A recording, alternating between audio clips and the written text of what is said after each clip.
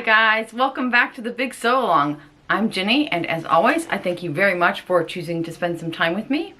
Today, I do have an announcement for you, and I have a couple of Alabama Chanin style projects I want to share with you towards the end of the video. Before I get to those though, I wanted to follow up on last week's video about the Jazz ebook from Ready to Sew. I said that the seam allowances were 6 millimeters, and thank you everybody for helping me with the metric imperial conversions. The reason I thought that was a bit strange is because 6 millimeters, when you translate it, is so small, and I thought that couldn't be right. So I did read the directions, and that was correct, but there are different directions printed for each different section of this pattern. So when I went and read another one of the sections, it actually said that the seam allowances are 1 centimeter, except for the neck and armholes, which were 6 millimeters. That makes much more sense to me. So I think in the first one, I either misread it or it was a misprint. But either way, I think the seam allowances are 1 centimeter and then 6 millimeters around the neck and armholes. Okay, my big announcement. I have been trying to figure out a way forever for us to communicate with each other in a better way. I love getting comments from you guys. I love responding to the comments. I love it when you guys comment on each other's comments. But what I really want is actually have more of a communication, more back and forth between me and you and between each other. So I started a Discord server. For those of you that don't know what that is, Discord is a platform that hosts private chat rooms. So a Discord server is just that. It's a private chat room.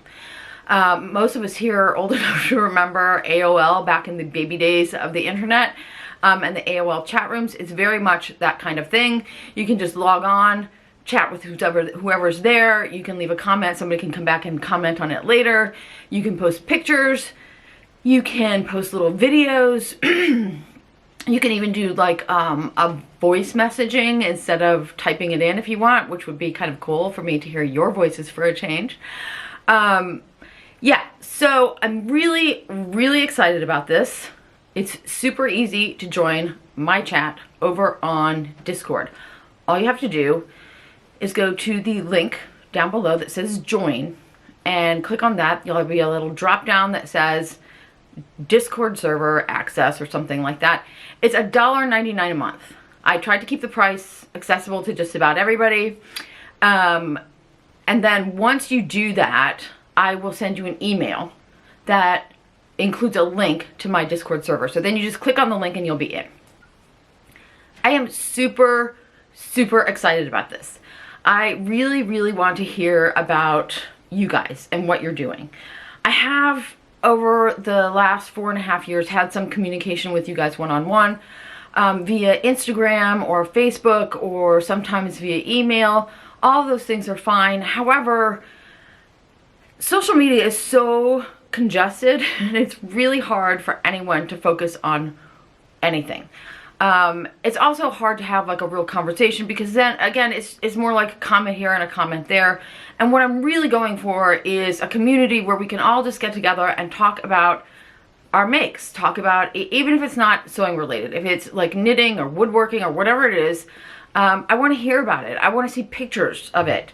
I want to be able to answer questions for you one-on-one if you have them, or other people might be able to answer them for you. If you guys like this and it works out, we can also do a live chat where everybody can schedule to be there at the same time. I personally think this is going to be super fun, and I'm so excited to do this. So I hope you guys will consider joining me over there. A couple of quick side notes about this whole Discord thing. Number one is several of you already support me monthly over on Ko-Fi. Anybody who does that will automatically get an email link to the Discord channel. So you do not have to join if you are already supporting me monthly on Ko-Fi.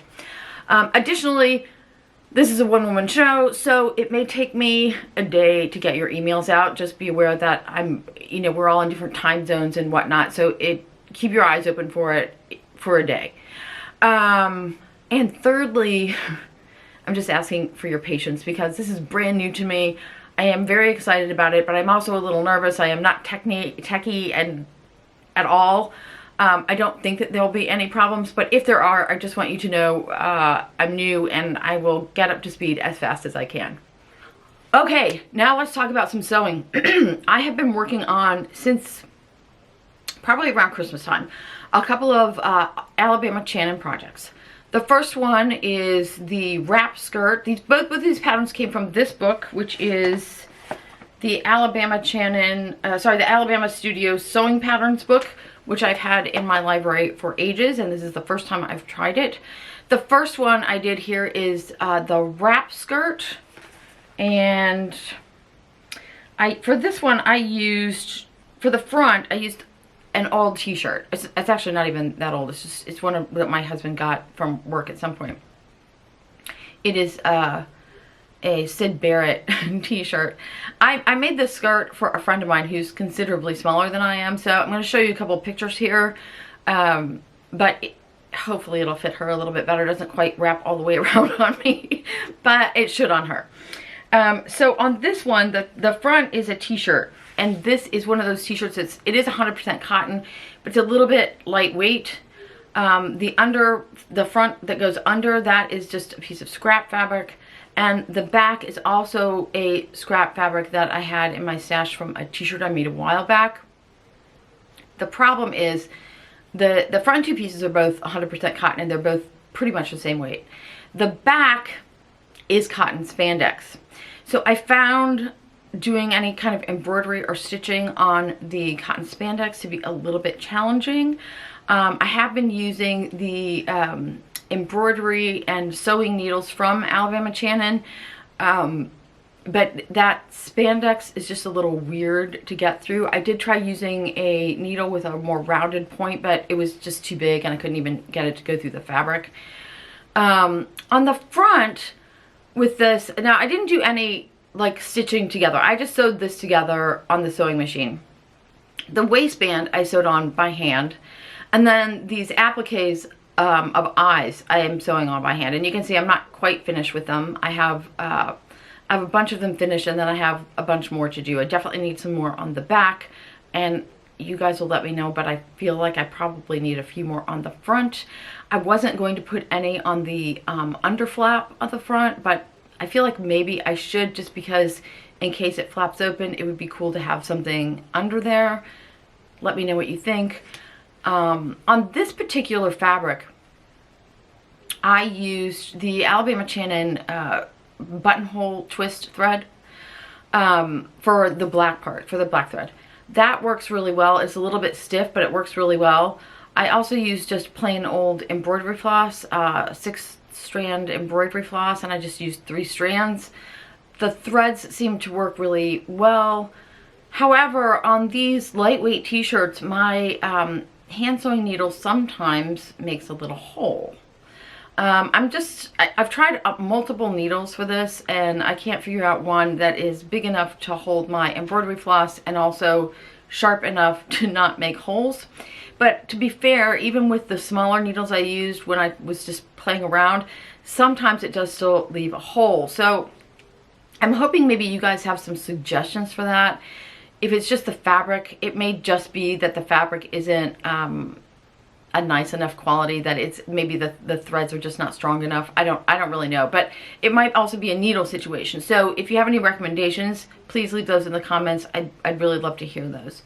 The patches I made on this one, the eyes, are all made from a scrap pack of fabric I also bought from Alabama Chanin like maybe last summer.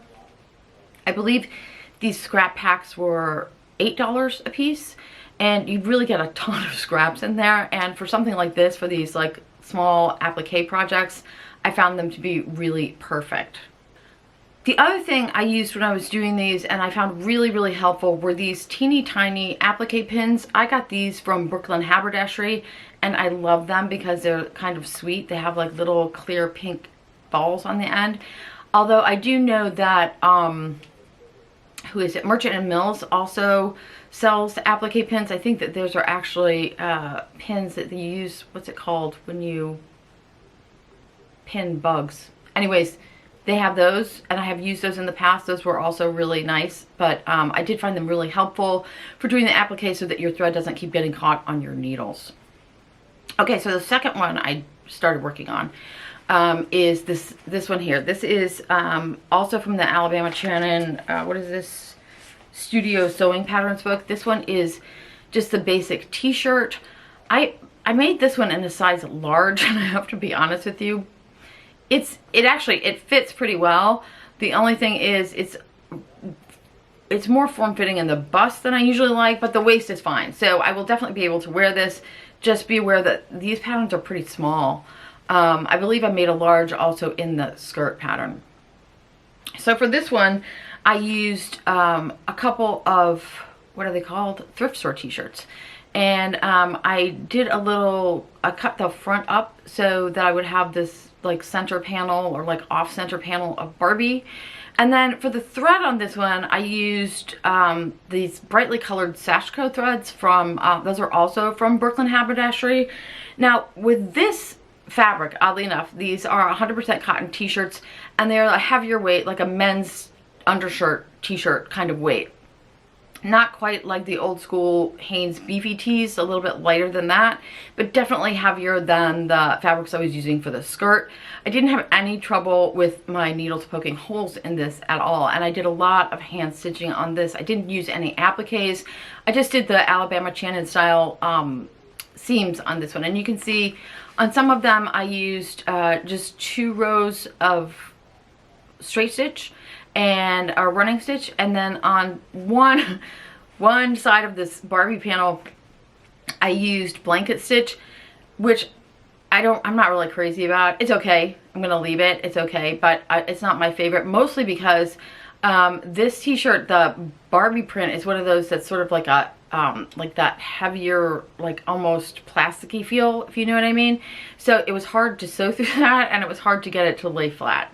But all in all, I like it a lot. I love the way this is coming together. I think it looks really cool. The Sachiko thread that I used on this one is traditional Sachiko thread, so it's a little bit thicker than embroidery floss, than the 3 strands of embroidery floss, but it is really smooth, and I feel like it gives really good stitch definition. Like you can really see the stitching, which I love.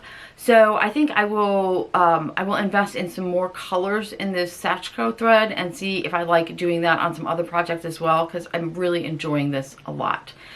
I would also be very curious to know if any of you guys have tried any of these Alabama Chanin sewing techniques. I know, gosh, I cannot remember who it was. One of you told me that you did this with thrift store t-shirts. That's where I got this idea, actually, was from you. But yeah, if any of you guys, if anybody else has tried any of these techniques, let me know. If you have any tips or tricks, any particular threads you like more than others, or needles or that sort of thing, I'd be really interested. I think I will do another t-shirt, but I probably will just use my my tried and true Powdered Emporium t-shirt and do the same kind of thing with that. Alright guys, I think that is it for me this week. Please, if you have any questions about the whole Discord thing, leave them in the comments below. I'll be happy to answer as many as I can. Next week, I don't know really what I'm going to be talking about next week. I do have another overall thing cut out from the Jazz ebook, and that one is in the Kelly Green. I went with all of your suggestions and did do the button front. I'm super excited about that. And I will probably be sharing that and maybe something else with you next week. All right, until then, I wish you all happy sewing.